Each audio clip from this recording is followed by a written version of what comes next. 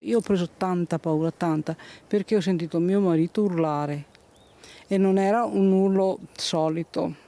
Ho detto, sto qua sta morendo, cosa pensi? Un urlo e il terrore che travolge la famiglia Moro nell'abitazione di Pralongo a Monastier. Marito e moglie sono in casa, sono circa le 18. Il marito sale nella zona notte per controllare un termostato quando si trova faccia a faccia con un uomo incappucciato. Ce lo siamo trovato dentro, mio marito, ce l'ho trovato davanti. Poteva reagire e far del male a suo marito? Più che altro mio marito è cardiopatico. Bene, dobbiamo dire che è andata bene? Dobbiamo dire così? È arrabbiata. Tanto. Lui è scappato perché non mi ha affrontato, le scampa. Il malvivente per introdursi in casa ha appoggiato la scala utilizzata dal signor Renato per potare gli alberi. Con un trapano a mano ha forato la finestra di un bagno, ha girato tra le camere da letto fino all'arrivo del padrone di casa. Mi ha preso un po' di scatole, portagioie, ma mi ha portato via un cassettino del Comò, che è un Comò vecchio rimesso a posto. Cosa c'era nel cassettino?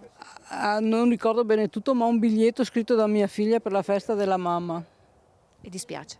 Sì, perché me l'ero messo via. A quel punto il malvivente si è chiuso a chiave in bagno ed è scappato dalla stessa finestra da cui era entrato. Le è venuto giù per la finestra, ha fatto un salto grande. Là le cascava per terra perché aveva trovato una fedina e dopo l'ha saltata a siepe e per i campi. Un incubo per questa coppia che fatica ora a riprendere la vita di sempre. Notte non ho chiuso occhio, ho dovuto prendere, adesso ho preso una tachipirina, sono rimasta forse, non so, Sotto shock.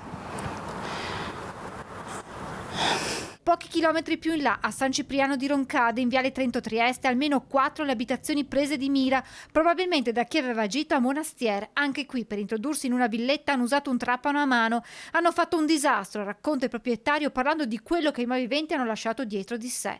Stanza a soqquadro e nel bottino, ancora una volta, sono finiti i ricordi, gioielli appartenuti alla madre, venuta a mancare qualche tempo fa, della padrona di casa.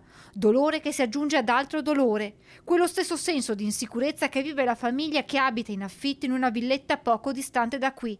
Ladri in azione all'imbrunire, dopo aver forzato una porta-finestra sul retro, hanno svuotato cassetti e armadi alla ricerca di gioielli.